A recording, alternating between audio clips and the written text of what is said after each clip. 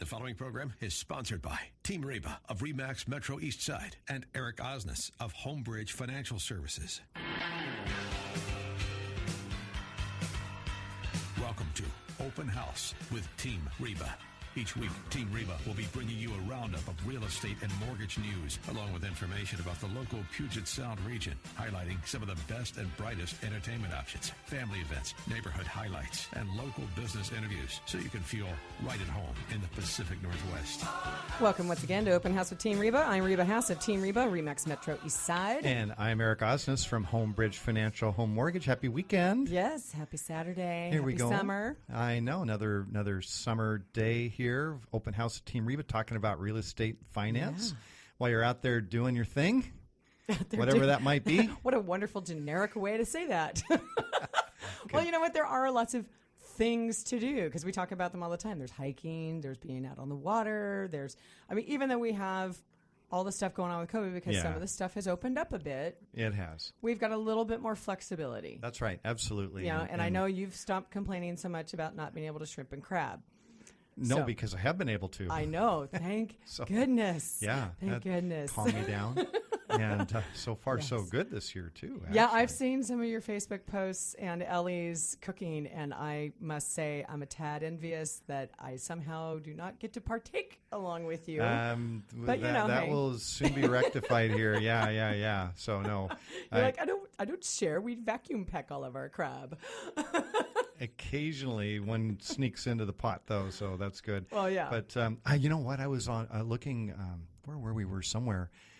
Picked crab was like $41 a pound. Yeah. And I'm like, holy cow. Yeah, it's great that you do it and then you pack all that stuff out because considering the cost of having a boat and the gas and the maintenance. No, it's definitely. Have you ever done that calculation? This is not Mr. a profit deal. Oh, yeah. No, I have not done that calculation because I don't want to. Mental health for you. That's right. That is priceless to the rest of us. Yeah, the math does not pencil out. Yes, no, but like having you be calm is. It's like when I bought my first boat, I was telling my neighbor, hey, I bought a boat. And he goes, well, everybody's entitled to make a mistake. Nice. Actually, my yacht club had shared an article recently where there was a guy kind of remarking, and I agree with him 100%, of the frustration of that saying of the best days of being a boat owner are when you buy it and when you sell it. Yeah. And we've talked about that. I disagree. I know. And that's what this guy was writing. He goes, then you've clearly never been a good boat owner and you've never been using your boat in the way that it's really intended. Because everyone I know absolutely loves it. They have stuff that happens, but they're always just like chomping at the bit to get it running again or fix the pump or the whatever because they can't wait to be back on water. Right. And there's even a book called The Blue Mind that talks about the whole actual physical and mental and connection that we as humans have. Because we're mostly made of water, so we are affected by it. That's right. And so, and anyone I know is always just like, oh, yeah, I'd love to go do that. I'd love to go do that. Oh, for sure. Well, for me, it's sharing that with friends. Friends and family getting out there and just watching them, the first time they see a crab pot coming up out of the water. Oh, yeah, especially because you're really good at crabbing, and so it's usually full. I still it's remember your GoPro from last summer. That was amazing. Oh, my gosh. What goes on when that crab pot lands at the bottom of Puget Sound and how quickly. That's a busy place down there. Super busy. And especially when you had it on the higher speed, watching crabs like zipping back and forth. Yeah, trying to figure out how to get into the thing. Yeah, it was interesting to watch. The funniest thing, though, the first thing in the pot was actually a big starfish. Yes. So he was, hooked onto the bait. Yeah, because the crabs were there for a while but couldn't figure it out. Yeah, once the first one got in there, though, he sees that starfish and he starts pinching the thing. Oh, yeah. Like, get out of here. He's like, get off my food. Get off my food. Little does he know. Yeah, right. No, that's right. Soon to be food himself. Yeah, the starfish got the last laugh out of that deal. Yes, he did. But, no, it's really fun. And there's so much going on out in Puget Sound this year. We've got whales. I've never seen so many porpoises, Dall's porpoises, swimming out in the sound. That I saw them in the spring. It's a good healthy sign, I think. So they're out there. Of course, we have our overabundance of seals and sea lions and everything, which the salmon fishery is off to a start. So it's just fun to see all the activity, everything going on out there. and lucky to well, be able and to Lake take Washington. advantage of it. I mean, that's the whole thing. Is like it. The boating industry has been affected this year because like Seafair, being called off, 4th of July events not being the same, that kind of stuff. However, people are adapting. And that's one of the things I do love about folks out here is they do adapt. And that's one of the things is that, so a buddy of mine who's, actually I have several friends who, sell boats, but they have been selling like mad. I was just going to say, there's actually some national statistics, and boat sales They're are way off up. the chart right now. They're off the chart, and so are RVs. Yeah. Yeah, any kind of camper, anything where people can go self-isolate, but somewhere else. Exactly. Within their families or friends and things. And so I kind of like it. Well, and I would Other than there's people who won't know what they're doing, because one of the things those articles has also said is people are buying a larger boat than maybe they have experience for. And they said, oh, yeah, you can just learn in like an hour. And I'm like, no, that is not true. I was just going to say, please take a class, join Power Squadron. Yeah. And you're required to have your boating ID certificate. Card. Yeah, and actually, it's a good test. Yes, it is. I learned a lot. I learned a lot about how much my ex-husband did not know about boating and how dangerous it was to be on the water with him. Yeah. So I'm a much safer boater. I'll do that when I'm out, and especially in Puget Sound, I'll have like a friend, say, hey, you want to run the boat? Yeah, sure. They think, oh, it's easy. Yeah. So then they're cruising along, and then you've got boats coming to you from behind you, towards you, from the left, from the right. It can be a little nerve-wracking. There's a ferry boat. There's a sailboat, and it's kind of like, where do you go? It becomes sort of a math problem. It's geometry. Right. Can I go in front of this boat? Do I have to wait and go behind? Am I going to change course? Well, and the thing is also when you're out on those lanes and you're on the VHT or the shipping lanes, that I actually had that happen. So my friend Chris, when we were on a sailboat, we're cruising along just at 6 knots, right? Typical on-engine sailboat. And he saw this big ship from a long way away. And so he starts hailing them because he was doing the math in his head. He's like, I'm pretty sure. And I remember that captain kind of looking at, like, why are you calling us? Why are you hailing us? And sure enough, we were spot on. If we hadn't been paying that close of attention, we veered and went to their, stern and everything else. But that would have been kind of muddy close. Interesting. and that would have been ugly. Yeah, absolutely. A 41-foot ship against a big old cargo ship. No. Tonnage always wins. Yes, it does. So I can appreciate the person who knows what they're doing. That's right. Yes. So anyway. Anywho. Yeah, I know. But I'm just into boating right now. But yeah, no, it's summer. Why not? Boating is, the boat sales are doing well. And so are house sales, if I can just say so. Well, that was actually going to be what I was going to ask you. Yeah. So they're going nuts still. Still nuts. Oh, my gosh. Even before I came into the studio today, dealing with 3 multiple offer situations. 1 where I'm the listing agent and 2 for buyers. And it's still nutso. And they're from all over. I've got Port Orchard, Bonnie Lake. Where's the other one? Trying to think where the other one is. We had one up north.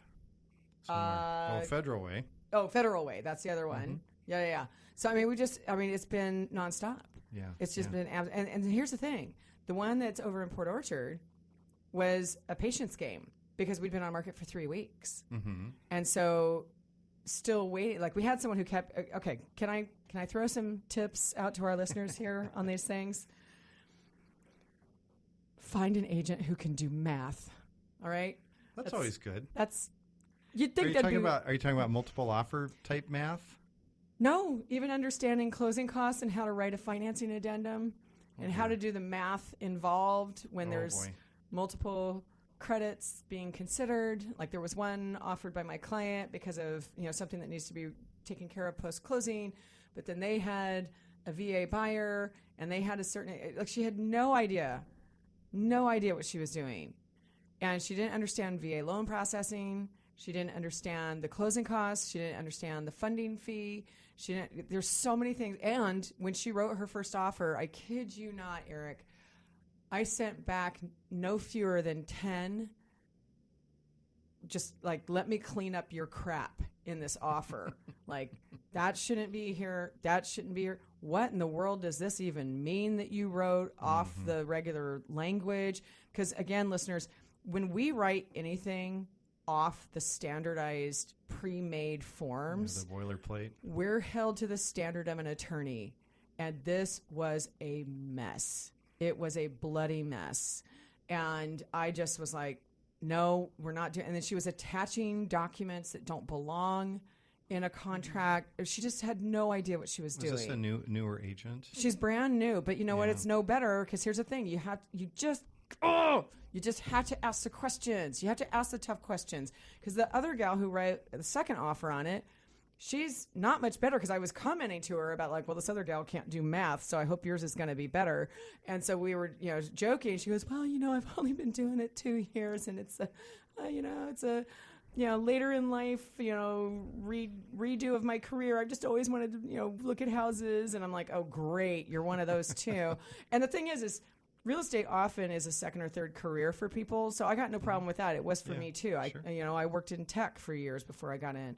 But the thing is, I knew what the hell I was doing when I got in. Mm-hmm. I researched it. I paid attention. I overextended on education. You had a business plan. I had a business plan. I knew what I was doing. And this woman's just like, I look at her offer and she's asking me, well, how do I write this up? Well, I would have said, first of all, your price is way too high.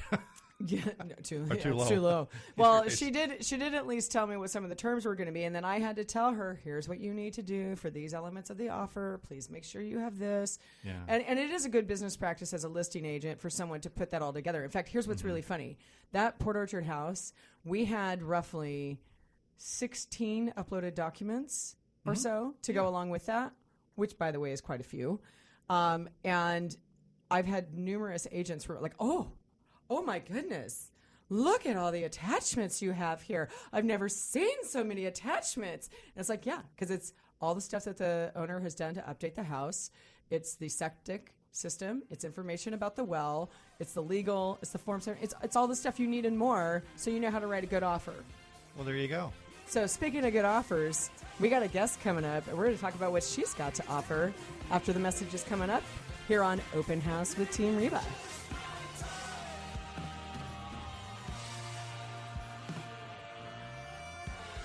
Open House with Team Reba on AM 1590. The Answer.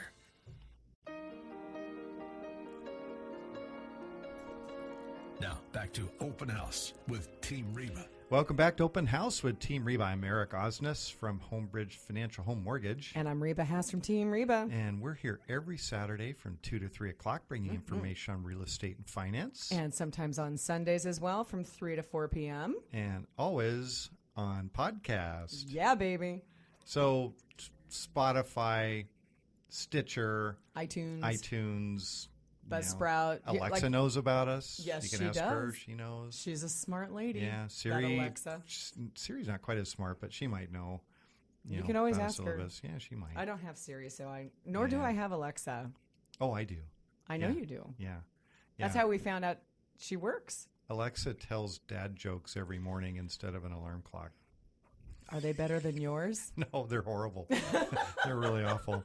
Yeah, but they make you laugh. That's the whole point. Then maybe they are like yours. That's the whole idea of a dad joke is they're so dumb you just kind of, you don't really laugh, you just sort of groan. Yeah, exactly. Yeah. No, that's funny. That's the whole point. Yeah. Okay. Anyway. All right. So you can just look us up. Yes. Open House with Team Reba. Yes, and there are nearly 5 years of content on there. We have about 180 plus shows right now. Right. That's a ton of content. Yeah. I know. Well, let's not say we're getting up there. I try and avoid that phrase.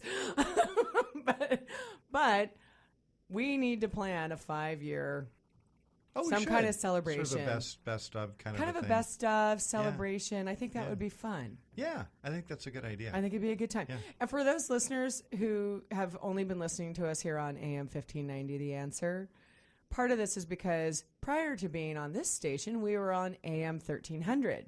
Yeah, KOL. And, yes, KKOL. And so that was one of the things we discovered was that, we were there for like 2-3 years, and then they changed the station on us because of the tower move. Yeah, they knocked it down. Yeah, and so like our listenership has had to kind of rediscover us, right? Yeah, it's a different group entirely, and some of our old listeners have found us. That's true. I was which just is great. Say, this new group, they're smart. Yeah, they're good. They are.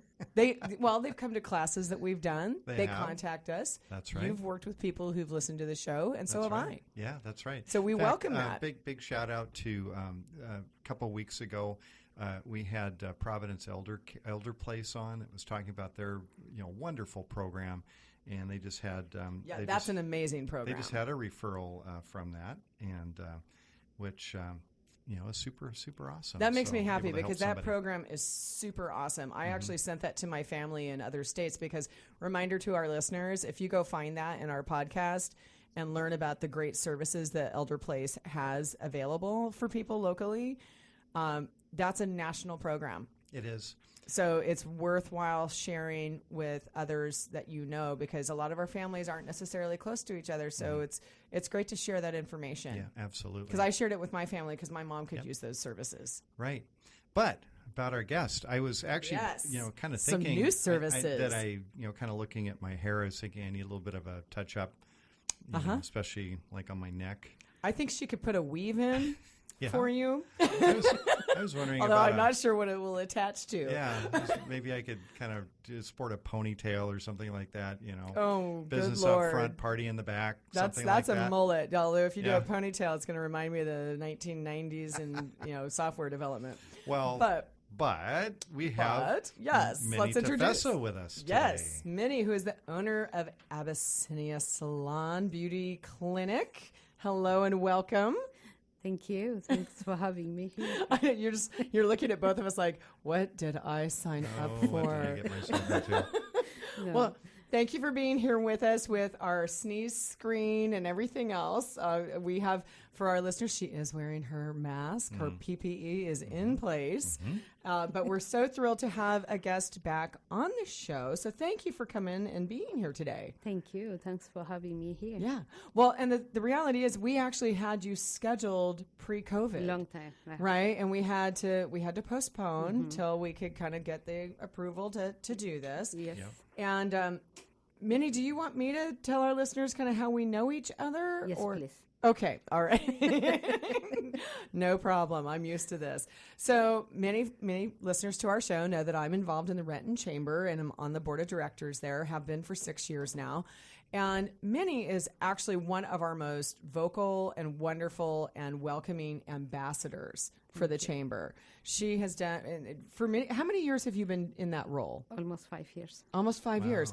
And so she's amazing. And it was funny because we've become friends now as well, but I remember going to an event like a summer or so ago, and she just lit up when I arrived. And he's like, we'd seen each other lots of times, and I was like, I know we don't know each other that well, but why do you light up so much when I like, do you do that with everyone? And she's like, oh no, you have no idea.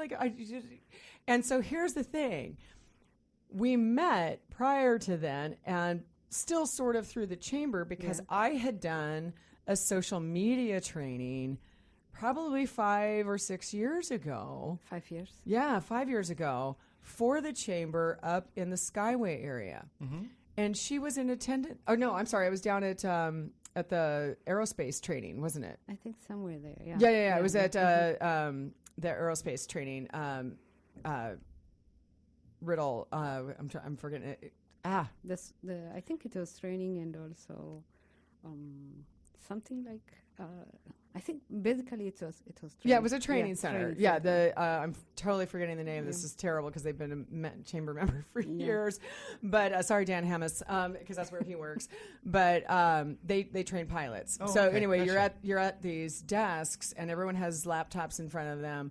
And I was doing a social media training because I've been doing, as you know, social media for 17 plus years. Yeah. And so Miny was in that class. And it was only supposed to be an hour, ended up going to 2 hours. And here she was telling me many years later, she's like, I have been following you all these years. Aww. And she goes, and I've been borrowing your techniques and they work. Oh, that's awesome. And so... Yep. That's one of the things that's really fantastic. So now I will say, listeners, I am now a client of Miny's. I wasn't for a very long time. I already had a different person I was going to. And then some things happened, and I told Miny, I said, here's the thing that I have as a requirement for me as someone that I go to have cut my hair. Because I don't get hair colors or any of that stuff, because my natural hair color is awesome. Yeah, it's awesome, and I don't want anyone to touch it. However, I was telling Miny, I'm like, I used to see this lady that I would walk out and I'm just like tossing my hair around, like, look at my mane, and she made me feel so good. And I said, I'd been looking and looking and looking for someone who made me feel like that again. And I said, the gal that I've been going to in Bellevue for a while, like, no, it was kind of there, but then it was like, after a while, people kind of get, sure, they get, a little more lackluster. That'll be $250, please. Yeah, well, and they just, sometimes they just get kind of bored or tired, I guess. I don't know what it is, but I will tell you. So I decided, I'm like, I'm going to try Miny. And I went down, I've now had my hair cut there several times. And every time I walk out of there, I'm like I was before, where I'm tossing my hair like a, like a horse glinting in the sun with their mane. Miny, tell us about your salon. Abyssinia Hair and Beauty Clinic is a multi-texture and multicultural kind of approach we have. And because we handle everybody's hair. Okay. And we welcome everyone at the same manner. Yeah. And so this is key, I believe, and one of the things I thought was really fun about having her on the show was because there's a lot of folks, and I'll say this from some personal experience from the standpoint of like one of my ex-husbands was Asian, and it's a very certain kind of coarseness and thickness of hair. And I remember conversations with Ed about, hey, I need to find somebody who can cut my hair because I can't just have anyone cut it. Right. And the same, conversation about black hair, right, is also very different. And so like when a white friend of mine had adopted a little boy, Rick Hayes, who's on our team and is black, had gone to her and said, do you know how to handle his skin and his hair? And she had no idea, right? So there's very specific things around all of that. And I love it because your salon really, really does speak to everybody. Yeah. How do you train your staff then? Because that seems like that would take a much higher degree of skill than your typical, exactly. Person. For me, I was just fortunate to travel different countries and to experience with different kind of texture. Being a black person, it doesn't mean that you know how to do black's hair. Sure. Right. But the culture when I moved in here, I visited different kind of hair salons. So black only caters for black and white like that, and Asian. So I had a good opportunity like to fill the gap. Yeah. By having everyone in one spot. Kind of one place. One place. Well, and especially like, you started off in Renton. Yeah. And Renton has one of the highest multicultural, kind of in the nation populations. Yeah, in the nation. Yeah. And so you really were helping provide, this filling of the gap, I think. Yeah. And but here's the other thing. In the name is the beauty clinic. Yeah. So can you tell us a little bit about your background? Because when I got to sit down with you over coffee, I learned so many fascinating things about you. You're a fascinating woman. Yeah. So tell us some of that background. So the reason we call it clinic is I trained in France, Paris, a product called Erickson Laboratoire. And the Erickson Laboratoire, when I signed the contract with them, it's just only for clinical approach. We only sell in the pharmacy and also trained hairstylist.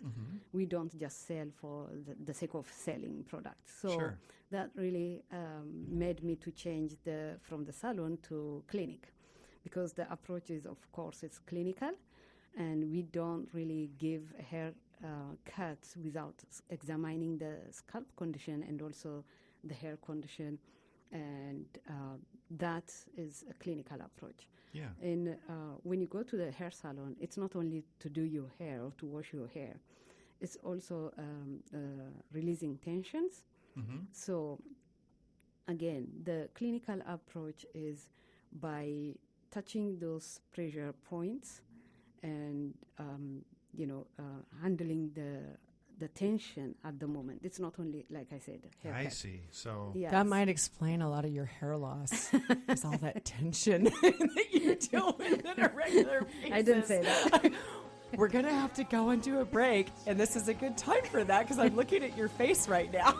So if you have tension to relieve, now is a good time to do that. So we're going to be right back on Open House with Team Reba right after these brief messages. So With stay Miny tuned. Tafasse. And we'll be right back. Open House with Team Reba on AM 1590. The Answer. Now, back to Open House with Team Reba. Welcome back to Open House with Team Reba. I'm Reba Hassett, Team Reba, Remix Metro East Side. I'm almost afraid to give my name now after that last segment. But I'm Tension Eric. This is Eric Osnes from Homebridge Financial. And I'm sorry. Yes. You're such a good sport. You're a good sport.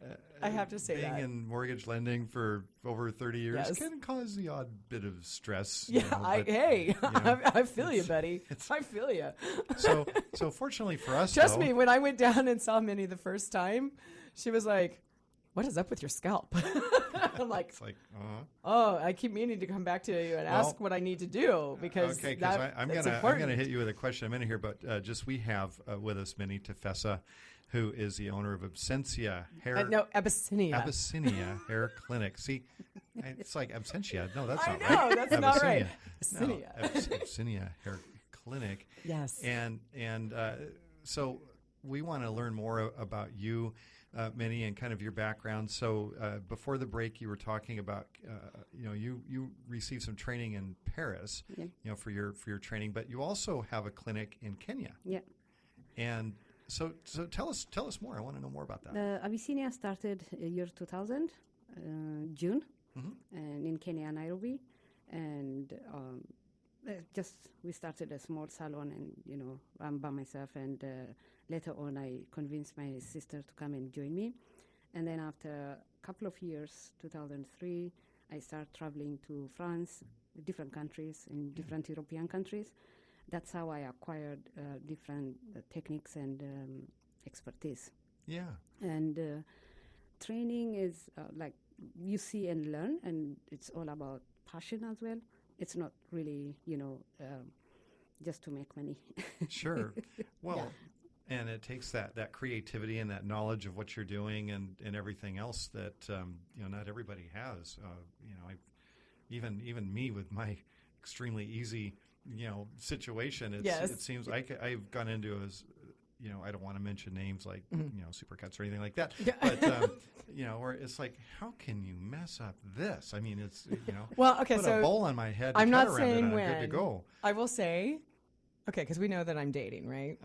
Yeah. The So world I knows actually, that, yeah. getting to the end of the COVID cutoffs, I sent 3 dates to her. Really? It's like, all right. I kid you not. Was this before or I'm after? telling our This is listeners before? way too much. So No. Before even she sees them, she sends the client to be Well, 'cause they're all groomed, like, They're like, I have COVID hair, and you want me to come meet you? You're and like, I'm like, no. yeah. I'm like, that's fine. I'm check like, them for I'm like, ticks but, also? Well, well, No. I mean, this is not a normal thing, but it was. No. We Let's be clear recognize about that. this, Yeah. but no, because these guys are like, oh god, I want to meet you, but my hair, and I'm like, well, now you understand how women feel when we're having a bad hair day, And I'm in my mind, I'm thinking of the movie The Big Lebowski, and you got to see the doctor. He's very thorough, So, before I date you, I need you to go see Miny. She's very thorough. Oh my gosh! But Yeah. no, it was actually That really was funny. fun. But your comment about these discount places, I can tell you for a fact, these fellas after the fact, like I'd get a chance to meet them, and they're like, I don't think I'm ever going back to that place again. She's great, and I'm That's like, awesome. I know she is great. That's good. Well, okay, so this is the thing. Part of why Miny's on here is, of course, I'd love it if people go see Miny, but here's the thing: she's got this great talent and a franchisable business.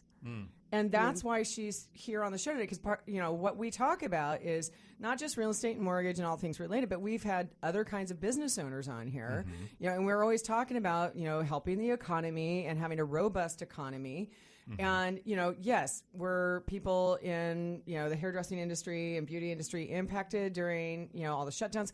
Absolutely. However, it's still a necessary, business. Yes. And, Miny, you started franchising how long ago? We started 2018, and then end of that year, I lost my dad, so we couldn't continue. And then after some time, we picked from 2019 towards the end of 2019. And then when we almost, being, aggressive and marketing, 2020 came and, But then I said this, this COVID incident or whatever we have is opened my eyes, and also I'm in the right, industry, because it's really, really essential. It's so very important. Yeah. And then once we open back to, the I'm sure you were business, booked wall to wall. I'm telling you, from 6 a.m.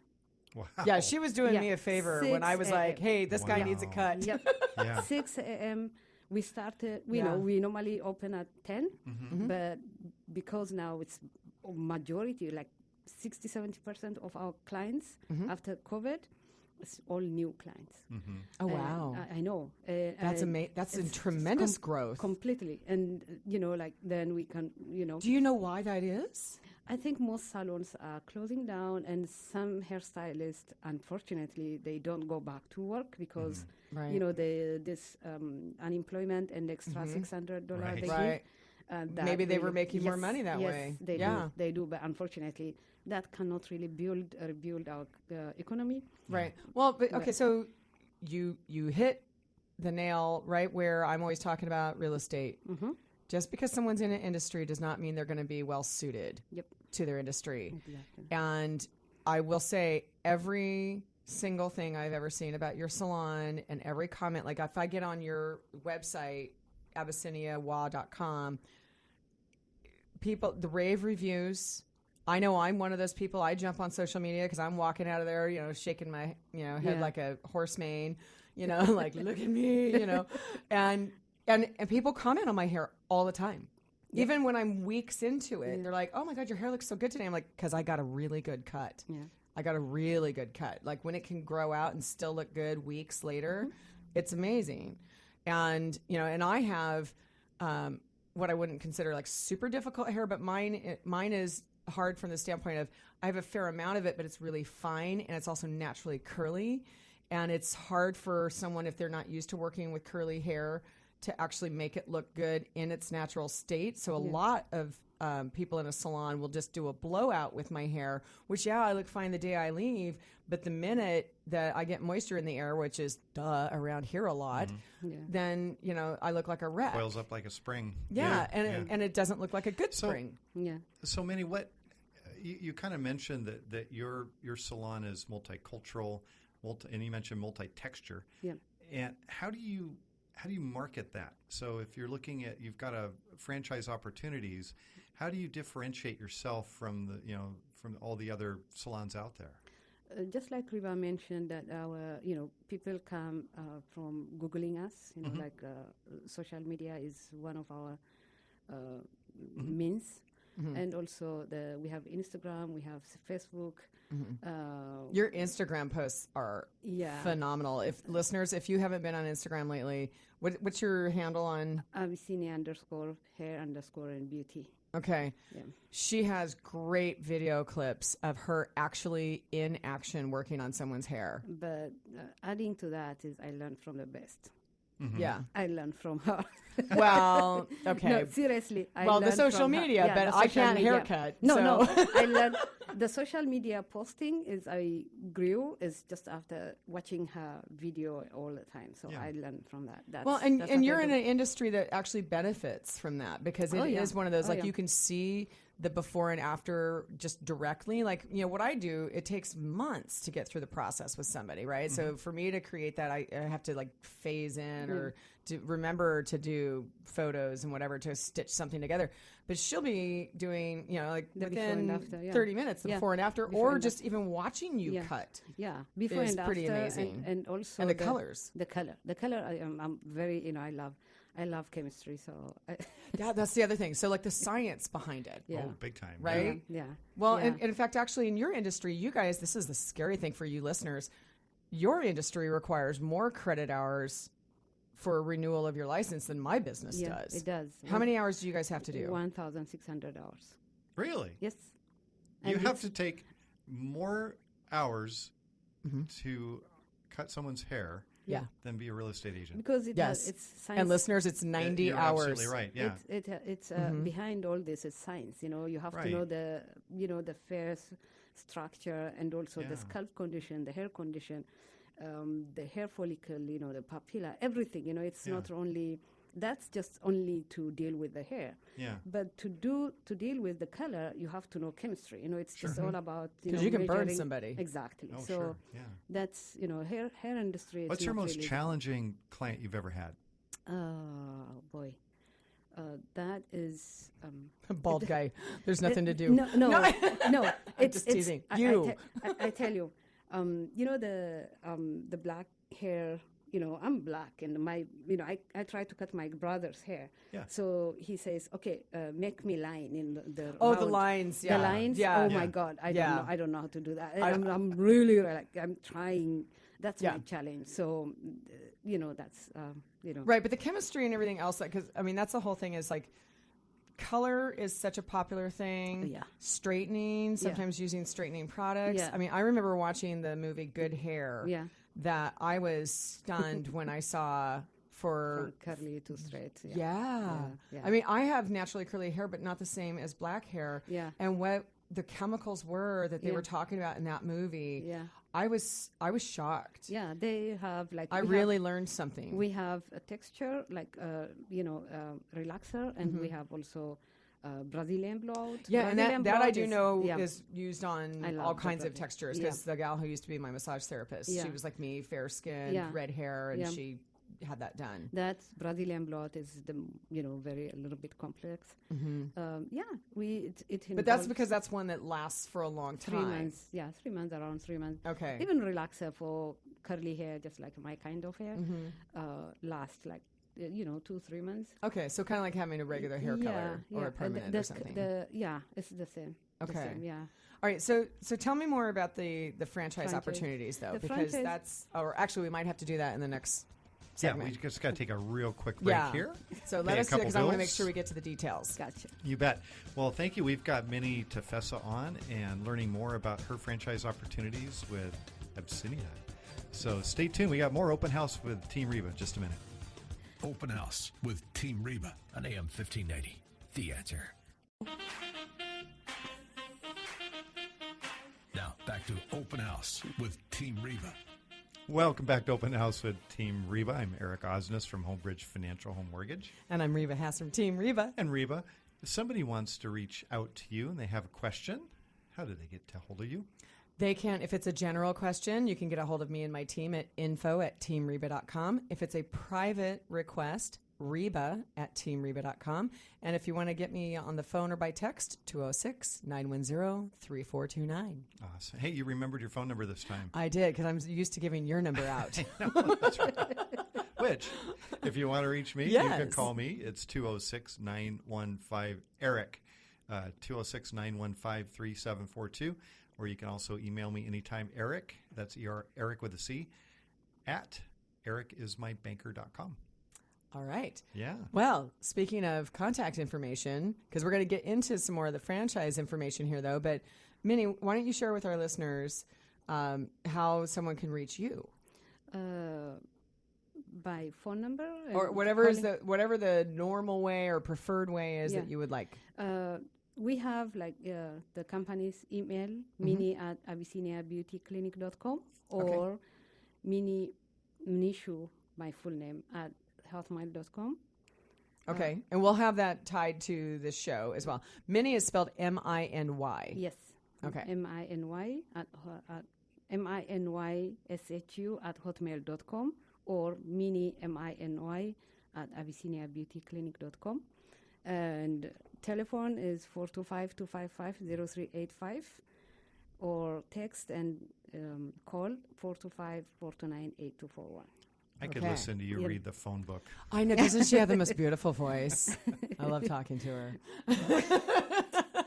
Thank you. Yeah, it's just so melodic. I am not that, but no, I know I'm just not. Even though I sing, I'm not melodic when I talk. You know how to project those. You've got that. Well, that's where singing comes in and things like this. Okay, but let's get back to your franchise opportunities. Yeah. So, what does it? So, if somebody was to reach out to you, like, what should they anticipate, or what are you looking for in a franchise individual?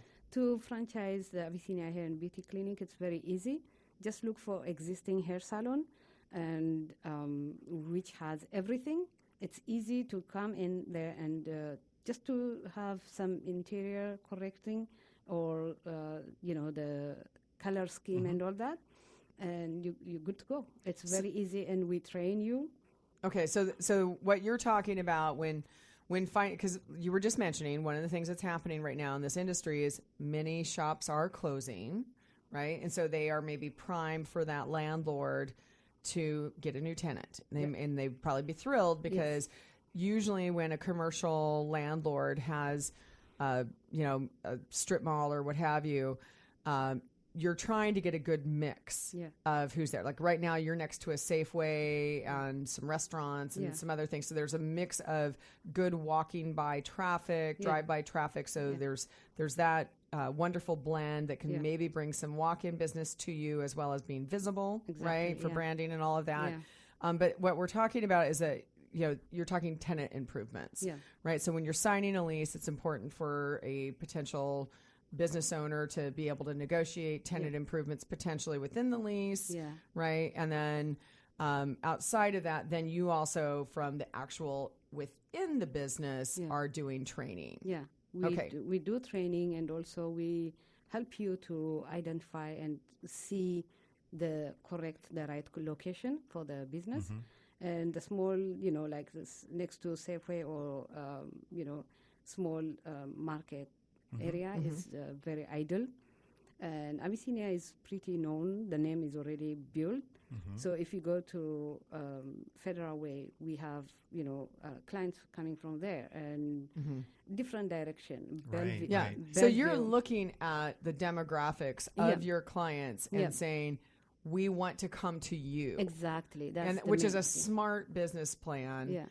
Because that's where a lot of them, really come from is, IKEA knows where all of its busy, business is coming from. However, they build themselves on just being a sole location, right? But other retail that is like of your type, or service industry really needs to be where the customer is, because that is one of the things about also coming to you. Not only do you do a great cut, but you're close to me.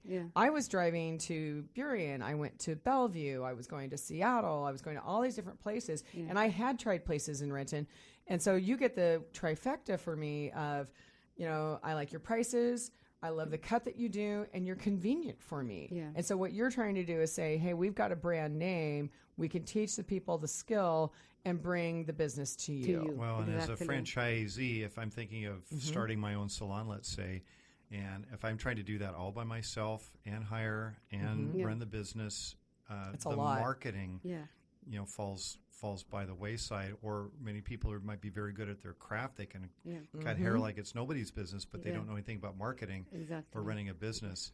And that's probably one of the number one reasons that a startup business fails.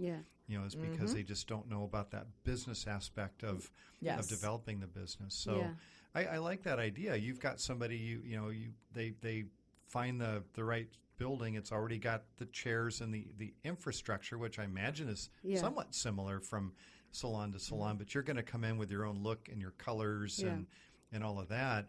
And so then they're already on the bandwagon with your social media and with your marketing. So that kind of helps with all of that as well.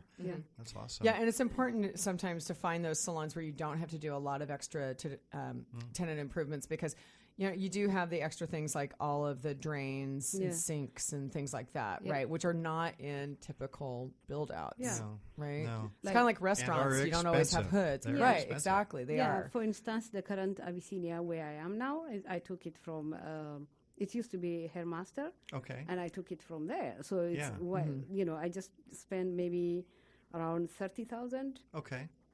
Nothing. That's a fraction of what it would normally cost to build out. It's just easy to do the business. And then the training will give you stylist training. You don't have to be a hairstylist to run a business, to be the next franchisee.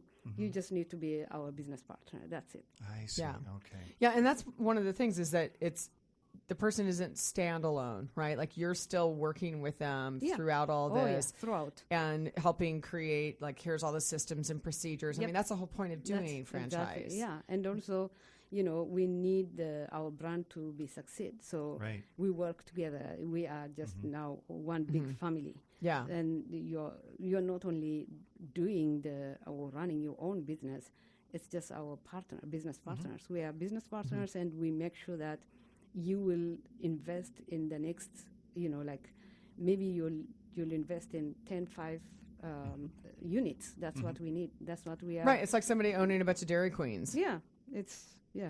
Or some other similar type of thing. Absolutely. Right. Yeah. You can do it in all manner of those. I mean, I know people who own gas stations, and they're not the ones who run them. They just you don't have to be a hairstylist, but you need to be a manager. Which is why you keep asking me about it. Exactly. Yeah. And she can be a good, like investors. But we are looking for investors, and it's not only the investors. They are just only investing on the company, and the rest is we will do the rest. I mean, like training the stylist, and if they have like with the Abyssinia, the way I created, it's just easy.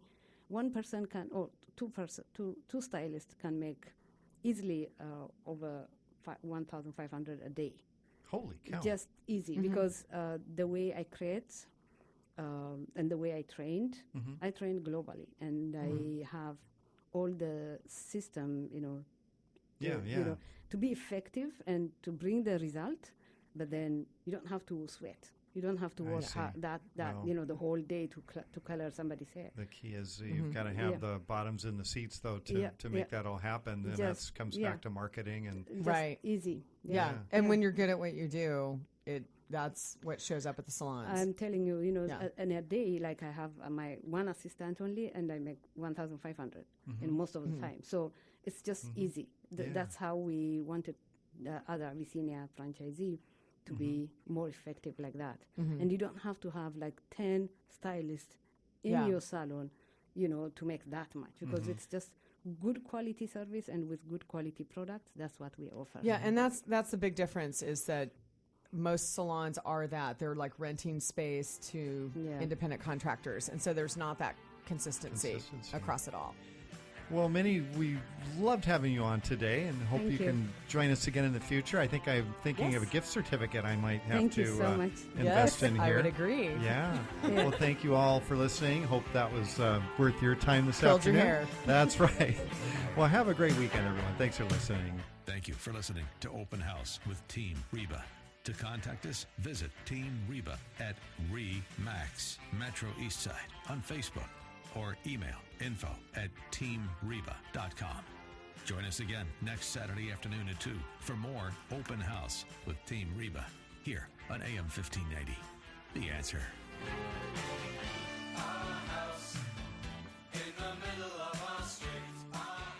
The preceding program was sponsored by Team Reba of RE/MAX Metro Eastside and Eric Osnes of Homebridge Financial Services.